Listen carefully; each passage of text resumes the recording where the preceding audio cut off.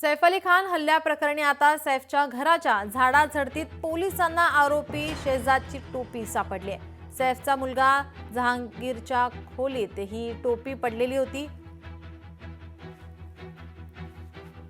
सैफ अली खान आणि शहजादची झटापट झाली त्यावेळी ही टोपी पडली असल्याचा अंदाज आहे। पोलिसांनी टोपी आणि त्यातील केस आता डीएनए विश्लेषणासाठी न्यायवैद्यक प्रयोगशाळेत पाठवले आहेत। तर सैफच्या घरातून आरोपीचे 19 ठसे पोलिसांना मिळाले आहेत।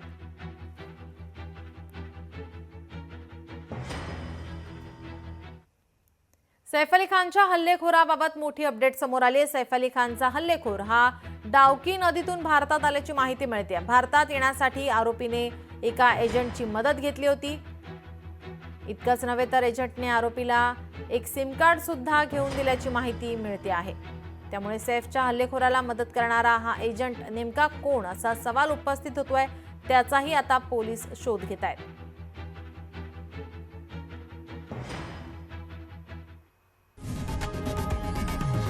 लोकशाही मराठी ऐका, पहा, जागरूक रहा।